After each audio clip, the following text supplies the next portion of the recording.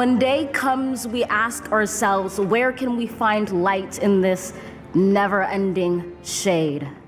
The loss we carry, a sea we must wade. We've braved the belly of the beast. We've learned that quiet isn't always peace, and the norms and notions of what just isn't always just is. And yet the dawn is ours before we knew it. Somehow we do it. Somehow we've weathered and witnessed a nation that isn't broken, but simply unfinished. We, the successors of a country and a time where a skinny black girl descended from slaves and raised by a single mother can dream of becoming president, only to find herself reciting for one. And yes, we are far from polished, far from pristine, but that doesn't mean we are striving to form a union that is perfect. We are striving to forge our union with purpose, to compose a country committed to all cultures, colors, characters, and conditions of man. We're in week 2 of our sermon series, The Hill We Climb, looking at Amanda Gorman's words and what they mean for us as a people of faith. Last week we began by talking about our call to community, this legacy that Amanda Gorman inherits and the expectation on which she builds, this belief that we'll forever be tied together. This week, we're going to go to the beginning of the poem, and there's so much in this that captures my attention. There's so many different directions that we could go. Her opening question, where do we find light in this never-ending shade, is one that we'll return to in a later part of this series. But there's an allusion to belly of the beast, which is, of course, a scriptural allusion to Jonah and the fish or the whale. There's this middle section about a nation that isn't broken but is simply unfinished, and I think that resonates with our experience of life as a people of faith who have been called good and yet fall short of the glory that God calls us to be a part of. And we could look at the end, this powerful and important reminder of the Constitution's preamble when she talks about a nation not polished or pristine, but that doesn't mean we're striving to form a union that's perfect. Instead, we're striving to forge our union with purpose. Our framers of the Constitution, who were flawed and faulty in their own right, were at least wise enough to know that perfection wasn't the end. Instead, we were going for a more perfect union. What would it look like for us to continue investing in forging that union with purpose? And we'll talk about that perhaps in some ways even this morning. But I want to focus our attention today on a very simple question with a less simple answer. And it arises for me out of these 2 lines. We've learned that quiet isn't always peace, and that the norms and notions of what just isn't always justice. Justice. As I listened to this poem over the last year, I kept asking myself, what do we mean when we say justice? We talk about it in all kinds of contexts in different sorts of ways. We talk about the scriptures saying, let justice roll down like waters and righteousness like an ever-flowing stream. That's Amos 5:24. And maybe like me, you hear it exclusively in the voice of Martin Luther King Jr. In the New Testament, Jesus sends warning shots to the religious leaders saying, woe to you, you hypocrites.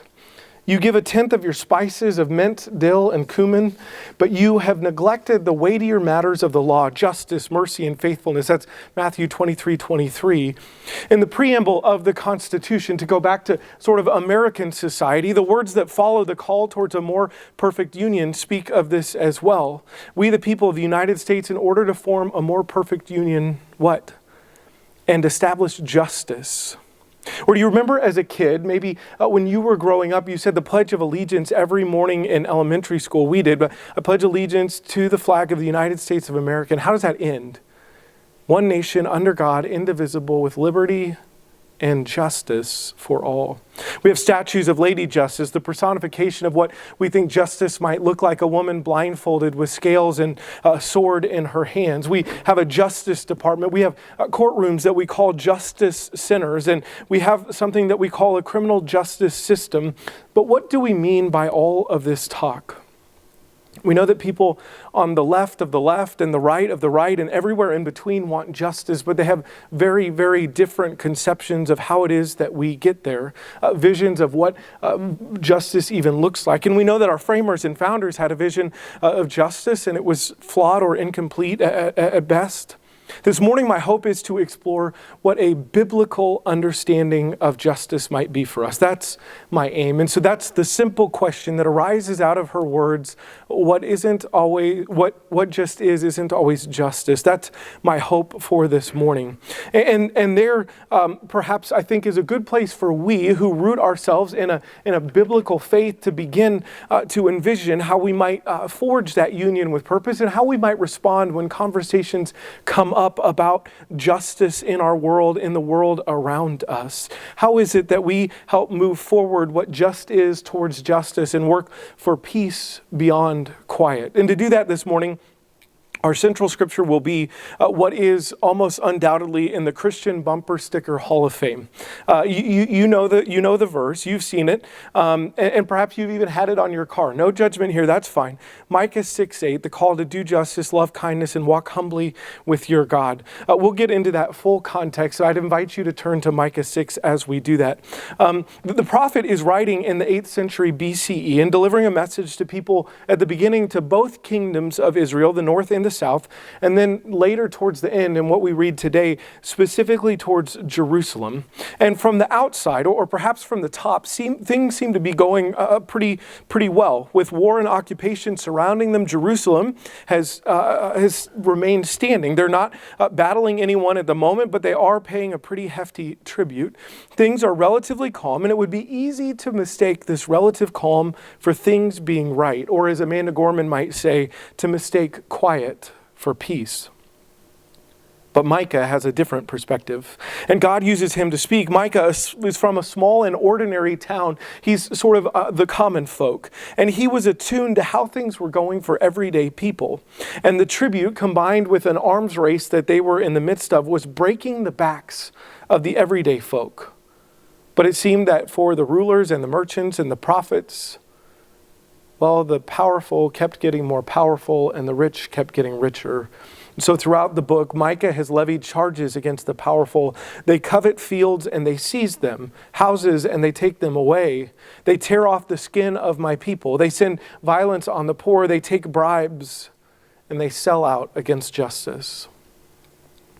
None of this fits the vision that God has for the Israelite people and for us today. They entered into a covenantal promise that they were supposed to be a part of, and they had been called to do things like care for the foreigner and the widow and the orphan, not to glean the fields so that the people who were hungry could eat. They had specific prohibitions around charging interest and practices of the land and years of jubilee that were intended to care for the most vulnerable in their society. Micah says, you're not doing that. We're not living up to that call. And so in many ways, the book of Micah reaches a climax in chapter 6 as the prophet envisions calling the people into a courtroom type setting. And this is what happens if you're following along, beginning in verse 1. Hear the word of the Lord. Rise, plead your case before the mountains, and let the hills hear your voice. Hear, you mountains, the controversy of the Lord, and you enduring foundations of the earth. For the Lord has a controversy with his people, and he will contend with Israel. So let's just pause right there. This is the courtroom setting. God is speaking and calling the hills and the mountains to be witnesses in this proceeding, to share what is going on. God has called the people in, and this is what God says. Oh, my people, what have I done to you? In what ways have I wearied you? Answer me. For I brought you up from the land of Egypt, and I redeemed you from the house of slavery. I sent before you Moses, Aaron, and Miriam. Let's pause there for just a second. Those questions that God asks, what have I done? How have I wearied you? Answer me. Sometimes we hear those as sarcastic. Maybe if you tend to be sarcastic like I am sometimes, like God is setting a trap. But most commentators say that's not the case. These are earnest, honest questions. Like, what has gone on. And then God will begin to lay out how God has worked with mercy in the world, how God has upheld God's end of the covenant, which is all set to sort of say, and so Israel, why have you not held up yours? People, why have you not done your side of the bargain? It continues, "O people, remember now what King Balak of Moab devised, how Balaam, son of Beor, answered him, and what happened in Shittim to Gilgal, that you may know the saving acts of the Lord." In essence, remember all of these things that God has done, how God has upheld the covenant. And what should you do in response? So the people seem to respond and say, "With what shall I come before the Lord and bow myself before God on high? Shall I come with burnt offerings, with calves of a year old? Will the Lord be pleased with thousands of rams or 10,000s of rivers of oil? Shall I give the firstborn of my transgressions, the fruit of my body for the sin of my soul?" There's this escalating level. What should I give? But God's not interested in that. Here comes Micah again, our narrator, to answer the question. What shall I come before the Lord with? He has told you, O mortal, what is good, and what does the Lord require of you, but to do justice, and to love kindness, and to walk humbly with your God. May God add blessing to our reading and our understanding of these words. The first call is for justice. The Hebrew word here is mishpat. It's used several hundred times in the Old Testament scriptures. It deals with the ordering of society, the rules that are laid out, and also the rulings, the judgments, whether they're favorable or unfavorable. It doesn't matter. They're sort of impartial about law and love. It's often talking about equity and usually restorative acts of justice, setting things aright when justice has been violated. It's pivotal to the experience of peace among people. It's practiced by individuals and by communities. In Scripture, this idea of justice is often paired with righteousness. And in fact, sometimes those words are used almost interchangeably. In Amos, as we read already, we see that justice and righteousness. And we see it throughout the Psalms. 106 says, "Blessed are those who observe justice, who do righteousness at all times." Righteousness is tzedakah. That's the Hebrew word. Justice with righteousness most often means right relationship with self, with God, with neighbor and community, between communities, right relationship or relationship rightly ordered at all levels. And so these two themes run hand in hand. And if we take them together to sort of get at this biblical vision of justice, then we can say more simply that biblical justice is about making things whole. And I found this helpful from one commentator. Justice follows from God's heart and character. As a true and good God, God seeks to make the object of God's love whole. I love that idea. God seeks that that cities, that all of creation would be made whole. Being in right relationship, experiencing equity, setting things aright is about God making God's children, God's cities, God's nations, indeed the entire created realm full, whole, put together. In Micah, that's the work that we're called to do. Just like last week, the root that we can begin this work in is our understanding of the earliest story of Scripture, that humans created by God, indwelt with God's Spirit, and bearing the image of God are all equally worthy of justice and dignity just because we have God's image within us. The Imago Dei, we bear God's image. That's the foundation on which all of this begins. We deserve fairness.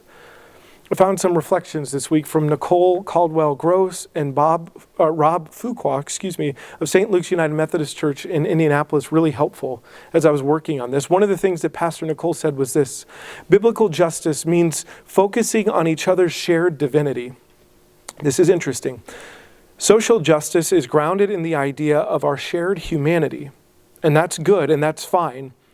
But biblical justice compels us even deeper and further to our shared divinity.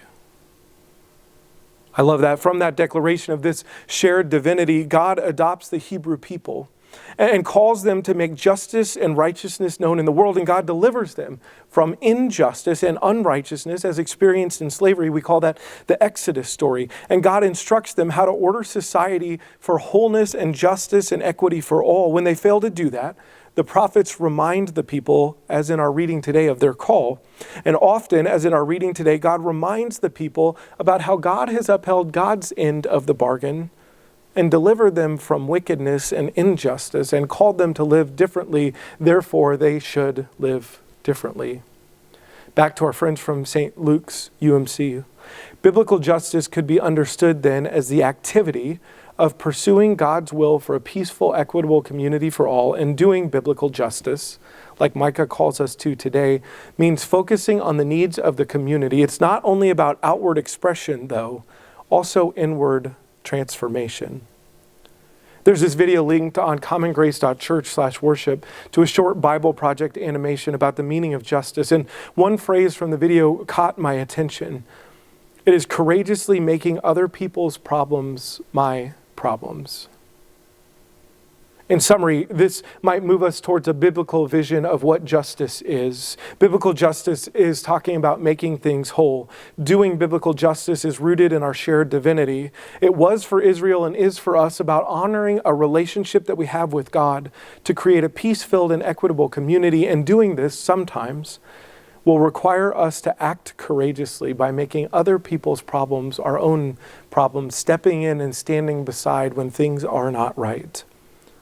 I think that word courageous is important because this work of doing justice often calls us who can be complacent and comfortable to great empathy and awareness that comes from entering into the experience of another. And I think that reminder is important for us as we talk this morning about justice. As I was getting ready for this sermon, and really over the last 3 weeks, I've absolutely been agonizing about what the call to action should be. What I might ask you to do in response to this biblical vision of justice. You see, usually when I preach this text, this biblical bumper sticker Hall of Famer, it comes right in the wake of some egregious affront to God's justice, inhumane or racist immigration policies, when systems of power and privilege choke out the lives of black and brown people on TV, when a particular miscarriage of justice happens that we can all point to, when the United Methodist Church declares and then doubles down on practices of exclusion towards LGBTQIA folks. Usually there's something going on in the news that you know what I'm talking about, I know what I'm talking about, and I can give direct action. This is what we do in response to that. And there are plenty of justice issues happening all around us right now. The things that I mentioned above have already are continuing. Some of them have had progress, some of them haven't. We have people here in our church who are helping to settle Afghan immigrants. And maybe that is a justice issue that speaks to your heart. Voting rights are being hotly debated right now in the national discourse. Perhaps we could talk about that, or we could talk about a society, who we value and who we don't, as we look at schools having to close because teachers and students are sick, and what that means about how we order ourselves as a society. We could dive into any of those things, but honestly, here's my point. There's not one thing that's drawing people into the street in masses right now.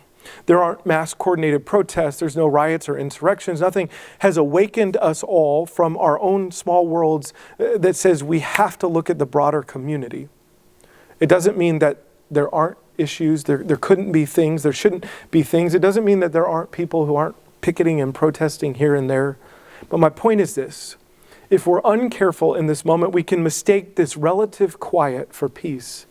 Remember Amanda Gorman's words. If we're not purposeful, we can lose sight of the long road that we have yet to travel towards a peaceful and equitable society for all. We can forget to courageously make other people's problems our own. It's oftentimes in these moments, the relative calm, that our prophets begin speaking. Take our scripture. Micah is shaking his people out of a quiet dis-ease or dis-peace. The temple is thriving. People are being faithful. The rich and formidable are rested and fed. And yet something's not quite right. Sometimes that happens in our institutions, even good institutions that do good things and that mean well. Our religious systems, they can dress up or hide or distract us from problems around us. They can give us something and call it justice, or tell us something that just is. And yet we know if we pause and pull back that neither of those things encompass God's vision for justice in the world. When that happens, will we break the silence? Micah does. Micah envisions the people coming to court and God asking questions. Why have you gone astray? The prophets will do this for us. It's in these moments that the prophets are often speaking, like Micah, or sometimes they remind us of things like this. We've learned that quiet isn't always peace, and the norms and notions of what just is aren't always the same as justice. When we struggle to point to the issue that we should focus on to move towards a more equitable society, will we be courageous enough to rock the boat even if it makes us uncomfortable? That's the question. Will we listen to the prophets of old and the prophets of our time? And will we allow ourselves to be called out of quiet, unsettled realities and into the fight against injustice and oppression? Returning to Micah, we move from justice to loving kindness, hesed. This is kindness, even loving kindness. So loving kindness. We spent time last year on the goodness and kindness and faithfulness of God, and that's what we're talking about here. It's a grace-filled way of being with others as God is grace-filled in God's disposition towards us. So do justice, love mercy, walk humbly with your God. This last line struck closer to home with me than it has before. And I want to just say three brief things about it. First of all, walking is not about what happens on Sunday morning. It's not worship once a week. We already know that Micah says it's not about individual piety or self-righteousness or what we give up or do to prove our worth.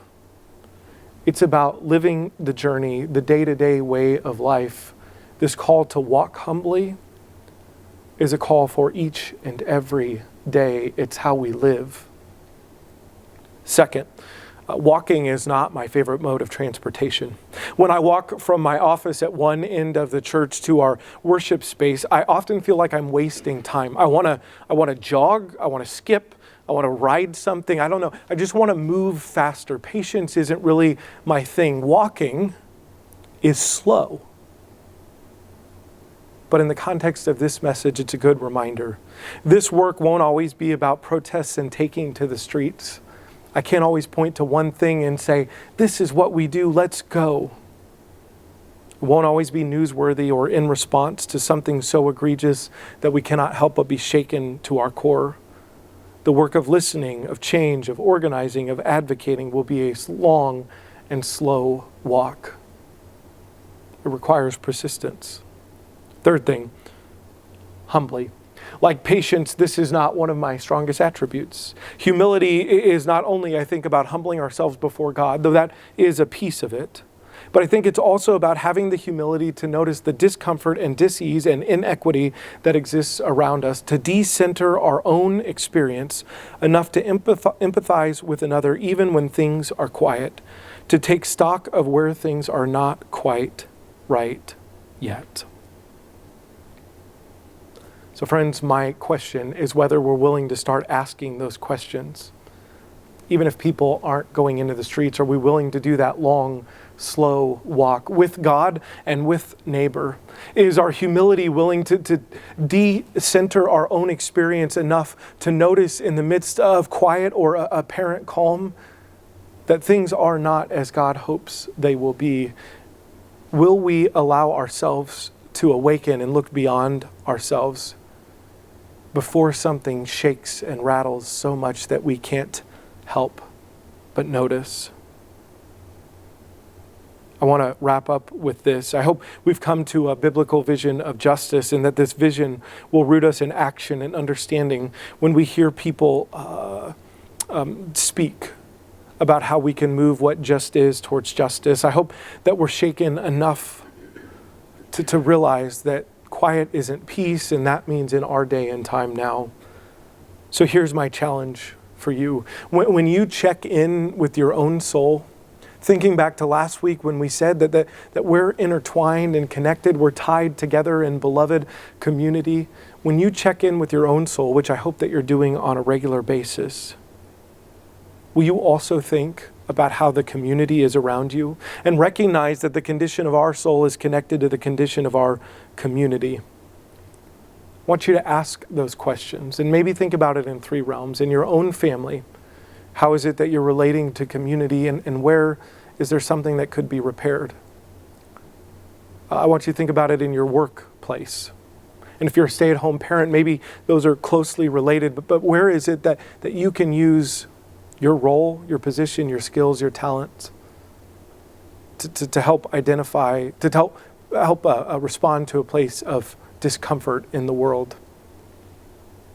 Lastly, when you think about your community at large, that could be your neighborhood or your neighborhood school, that could be your kids' school, that could be here at the church. When you think about the city, the community at large, where are things not as God would envision for all of God's children to experience justice? Ask yourself in these areas, where is there dissonance between the reality and the vision that God has for the world? And when we identify those, when you identify those, stand in the gap. I can't give you concrete things for every single person to do right now. What I can promise you is that there's things for every single person to do right now. Step into the gap, move the needle. Hear and heed the call to do justice and love mercy as you walk humbly with God. Amen. Let's take a few moments for reflection.